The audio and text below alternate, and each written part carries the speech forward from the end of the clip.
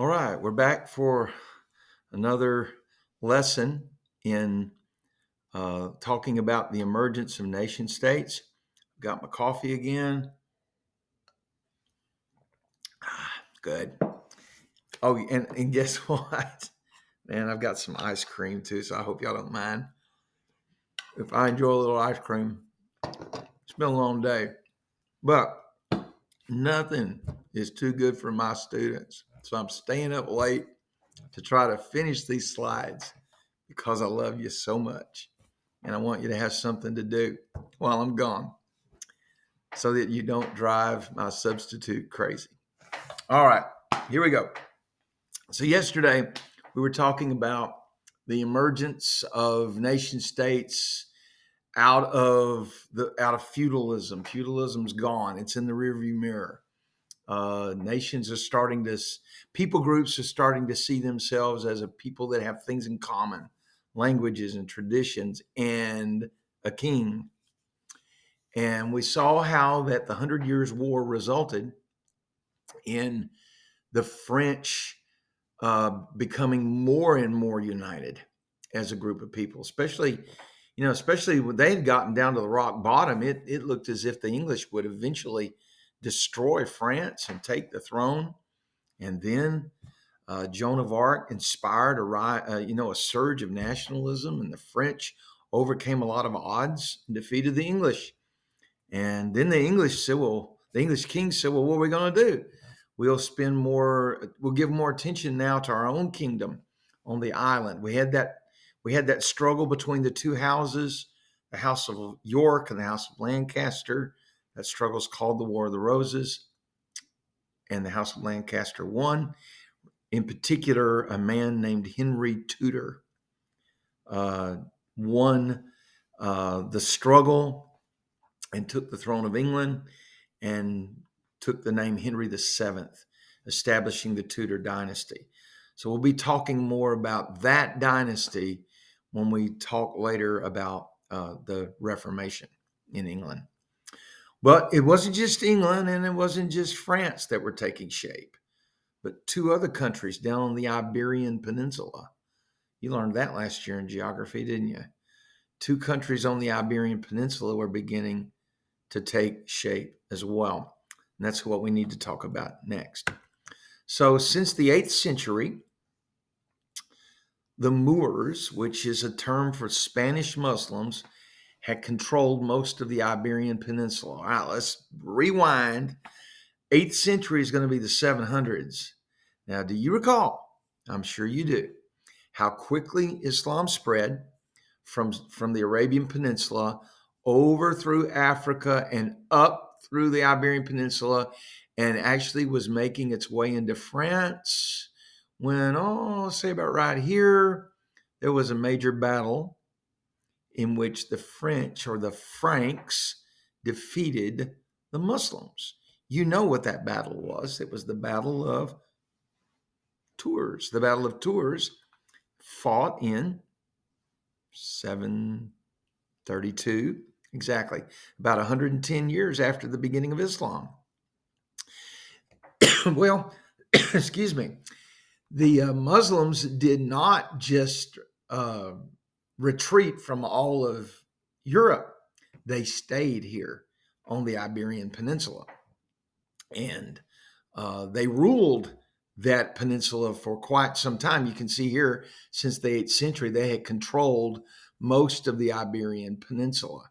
And you can see these little kingdoms here that weren't under Moorish rule. Well, things started changing.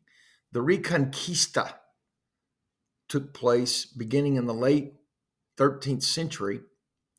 And that is when Europeans began to push back. Europeans that lived in these kingdoms, in these regions, began to push back against these Muslims that had taken over the Iberian Peninsula. And so you can tell from the word Reconquista, it's a reconquering, it's a retaking. Okay, I'm going to have to lose the picture here so you can see the rest of the slide. There we go. So 3 main kingdoms eventually developed. These are going to be kings, not these are going to be kingdoms not consisting or comprised of Muslims, but comprised of Europeans. And here they are: Portugal, which is here on the map, it's taking shape. Castile, which is this kingdom that develops here in the middle, and then Aragon over here in the eastern part of the Iberian Peninsula. And if you're hearing the word Aragon and thinking, okay, I've heard that name. Yeah, we're going to talk about Catherine of Aragon later on when we talk about Henry VIII and his wives. Okay. But for now, a retaking of the Iberian Peninsula by Europeans. And you can see by 1400, there's just this little bit left that the Muslims are holding. Everything else has been recaptured by Europeans. Well, this leads us then to the rise of Spain. Ferdinand and Isabella, I know you've heard of them. In fact, you're thinking, where have I heard of them? Oh, yeah, Columbus. Christopher Columbus, when he sailed for Spain, remember, he was commissioned by King Ferdinand and Queen Isabella. Well, Ferdinand was from Aragon, this area here, and Isabella was the daughter of the king and queen of Castile. And so together, they combined these kingdoms to make an even larger kingdom now on the Iberian Peninsula. They used the Spanish Inquisition then to carry out a systematic persecution of not just Muslims, but also Jews.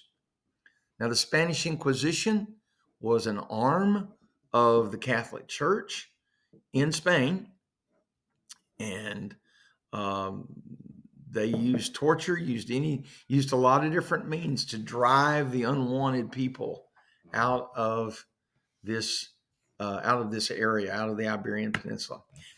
By 1492, the same year that Columbus landed in the New World, they finished driving the Moors out of Granada, and so eventually took the entire peninsula except for Portugal, of course, took the rest of the peninsula for the country of Spain.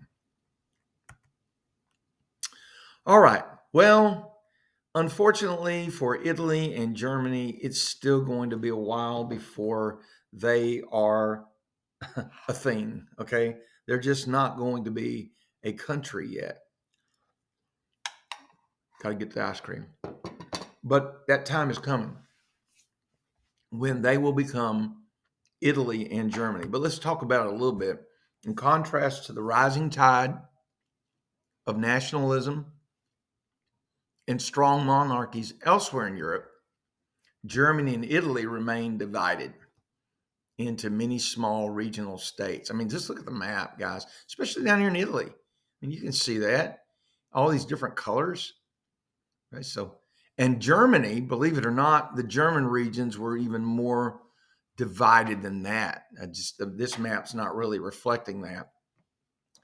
And you still have that Holy Roman Empire that's trying to hold on, but it's weakening all the more. And eventually this whole area is going to just break up, especially after the Reformation begins.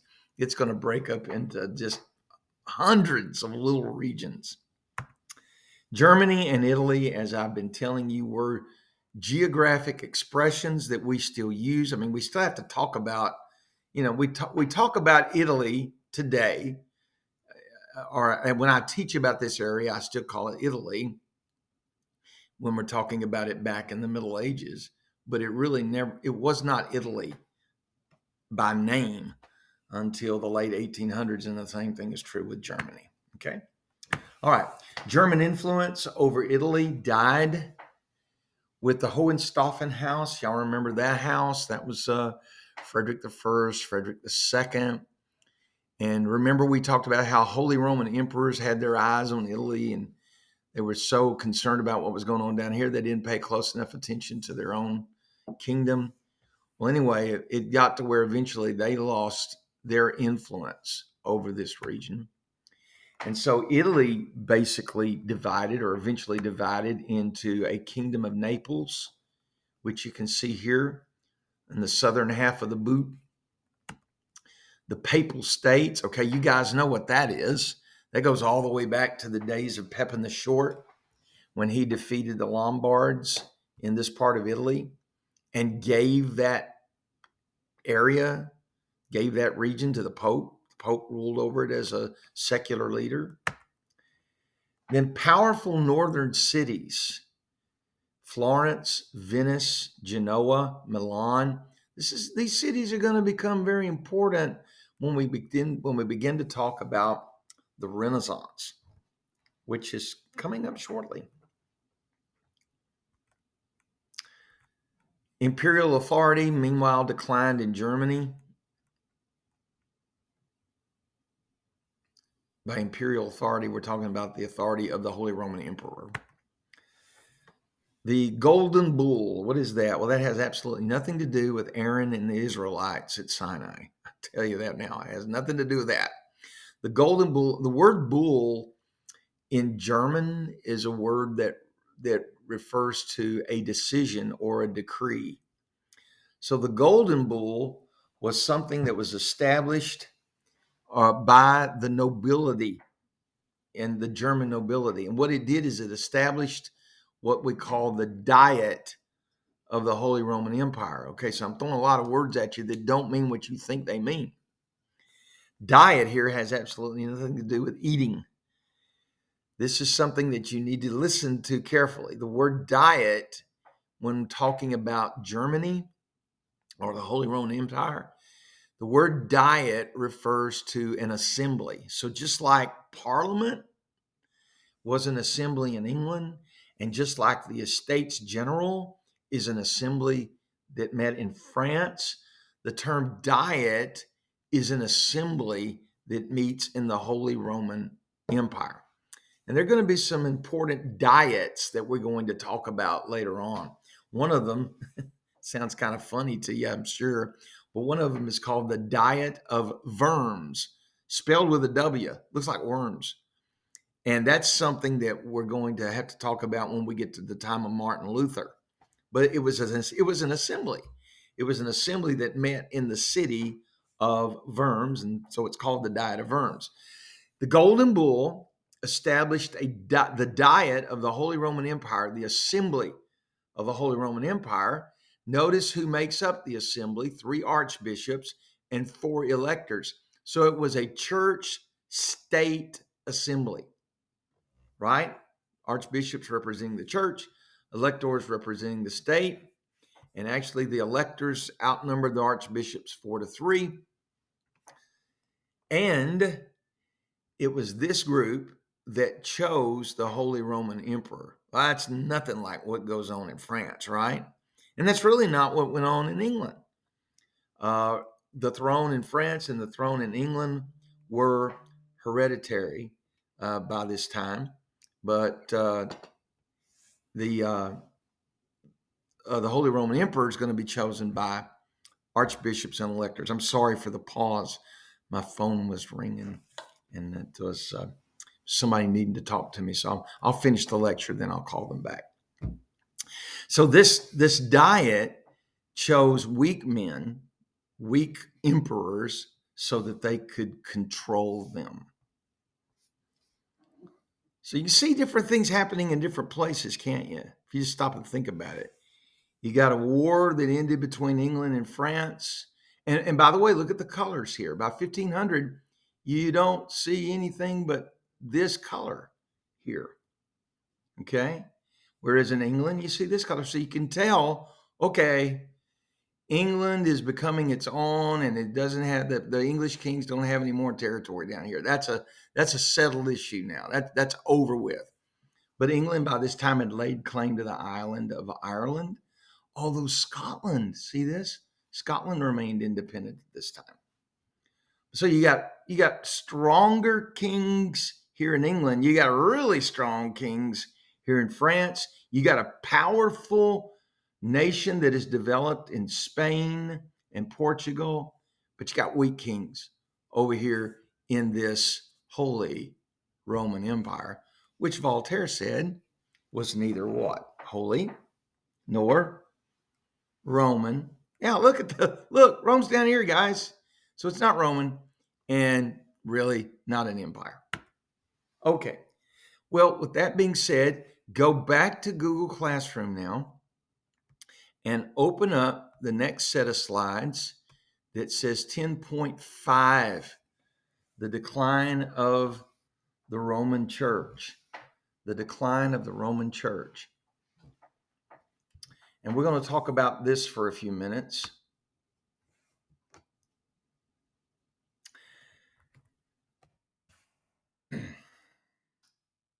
So, why does the Roman Church begin to experience a decline during this time? And we'll start, first of all, with the fact that they lost power and prestige. And some of that is going to be because kings are no longer afraid of popes like they were in the early Middle Ages. In fact, before we get to the end of these slides, we're going to find out, we're going to find kings kidnapping popes. Okay. One of the reasons they lost power and prestige was because of growing corruption among clergy.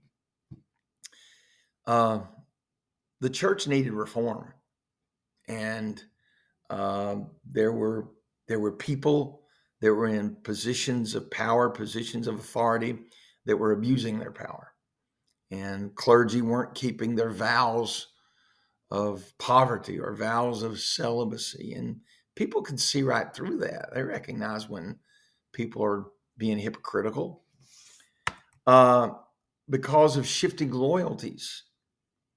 As I said a moment ago, kings were no longer afraid of papal decrees against them, and the people were more loyal to their king now than they were to a distant religious leader in another country, in another city. So shifting loyalties in European society to rising nation states. This is another reason why the church lost its power and prestige. Plus, there was just a critical spirit of inquiry. And I will explain this. A critical spirit of inquiry replaced the passive acceptance of church teaching and papal authority. In other words, people are going to say, hey, wait a minute. Why does the Pope have this kind of power?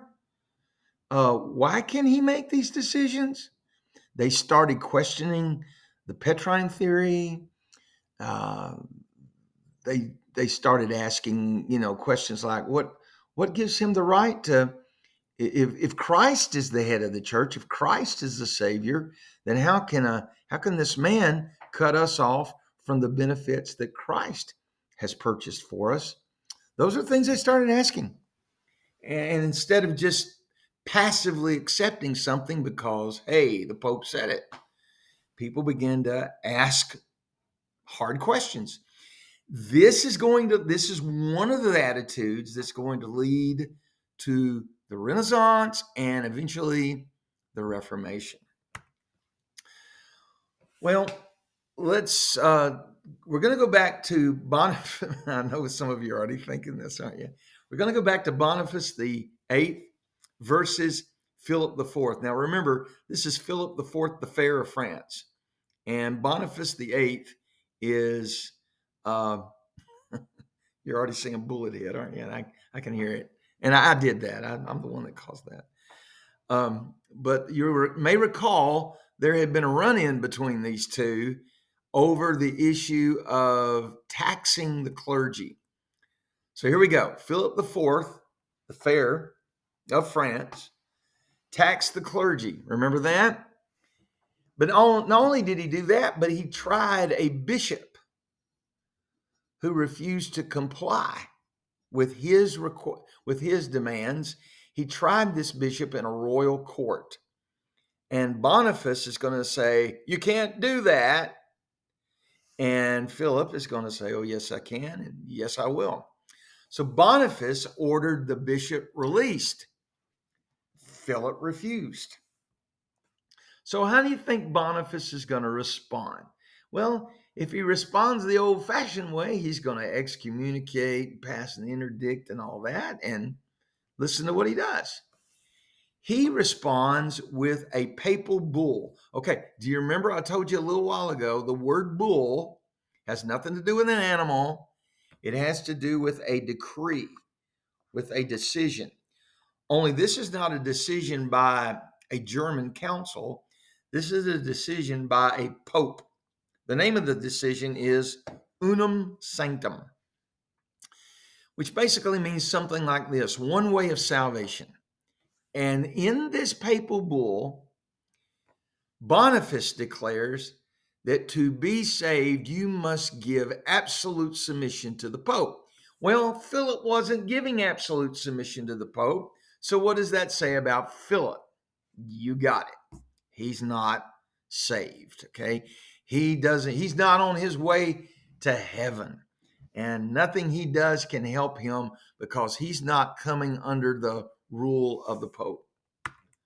Well, Philip, who was supported by the people at this time, he made his own declaration about the Pope. He said the Pope was guilty of heresy.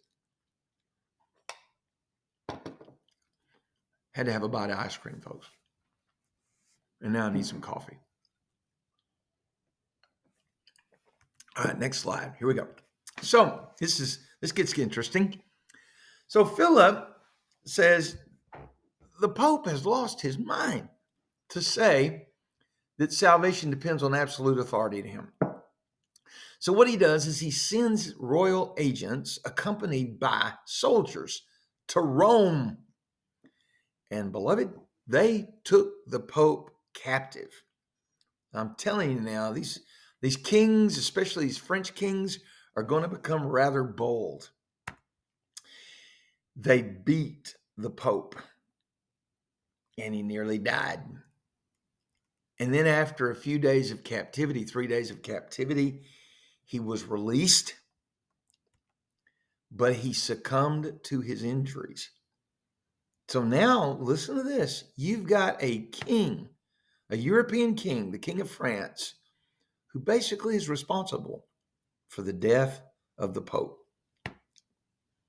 Now you outthink, okay, boy, now the whole European church is going to be up in arms and they're going to demand Philip IV's head on a charger and all that stuff. Nope, not going to happen at all. Here's what's going to happen. Notice the heading, Papal Exile. Philip put pressure on the College of Cardinals. These are the ones who elect the Pope now, okay? He's going to put pressure on the cardinals to elect a Frenchman. I want somebody from my own kingdom to be Pope.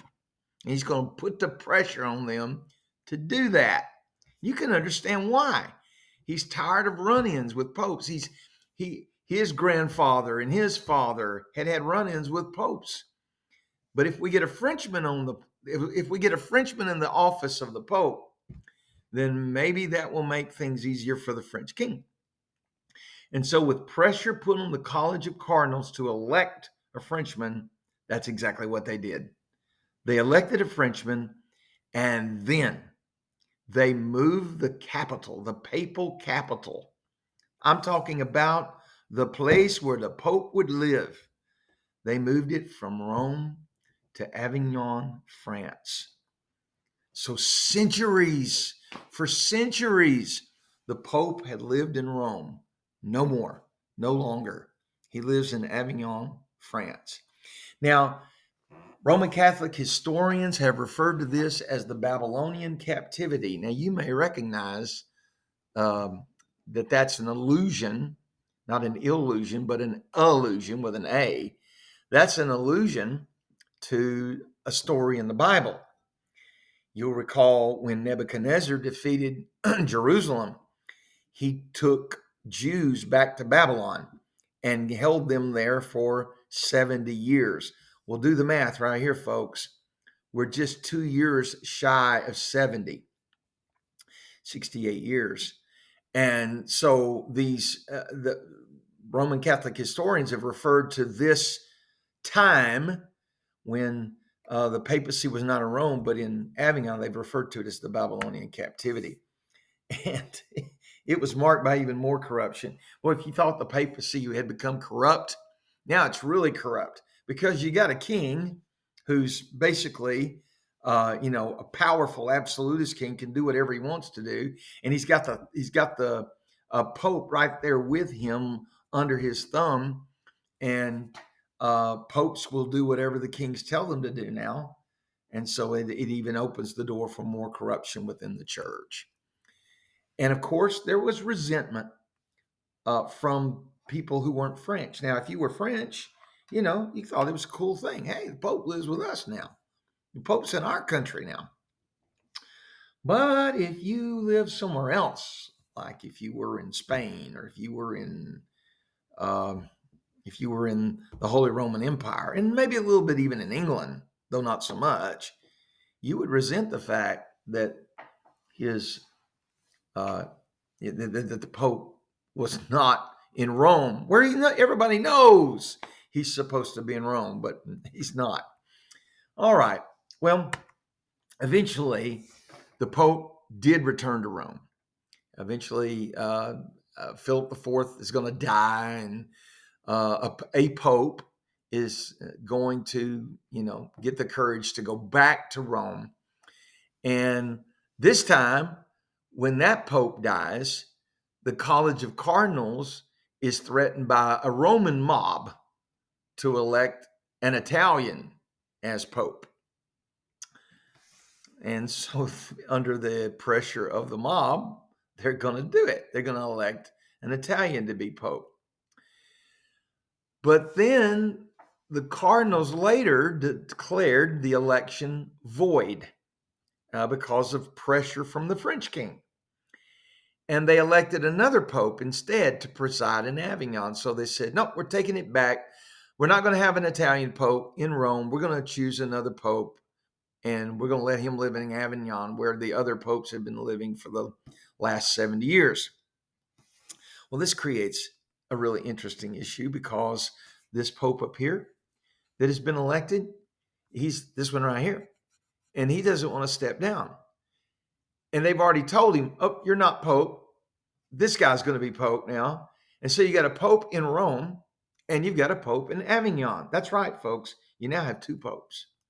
Two popes are now are now supposed to be guiding the Roman Catholic Church. Neither would step down. They excommunicated each other. So a Pope excommunicated a Pope. Or if you want to say it from the other direction, a Pope excommunicated a Pope.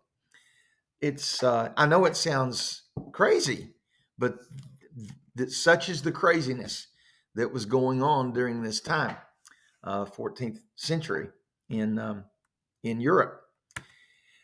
So some refer to this as the Great Schism of the Papacy.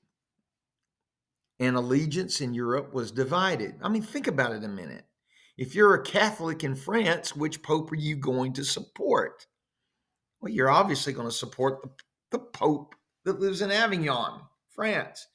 But if you're a Roman Catholic living somewhere outside of France, more than likely, you're going to throw your support behind the Pope of Rome. And so, both sides are going to be arguing about who the real Pope is. It's just a mess. And so you can imagine, okay, they've got to fix this situation. And so in 1409, the church leaders met and said, we got to resolve this. So all the leaders agreed. All the cardinals and archbishops from around Europe gathered, and they agreed. We're going to depose both of these popes, and we're going to elect a new one. That'll fix it. That's bound to fix it, right? You can hear the sarcasm in my voice, can't you? Well, the other two refused to step down. And so now you have three popes. That's right, folks. Three. Finally, at the Council of Constance, the issue was resolved. I'd have to go back and read how they got them to do it. But eventually, all of the sitting popes, all three of them, were removed, and one pope was finally elected to rule in Rome over the church. So the pope was finally back home in Rome where he belonged. Okay, interesting, huh? So from one pope to two popes to three popes, one pope in France, one pope in Rome, it was craziness, but eventually it was resolved. All right, folks, we're going to stop the video here, and we will let Miss Meyer tell you what you need to do for the rest of the period, okay? Thanks for your cooperation. One more set of notes tomorrow.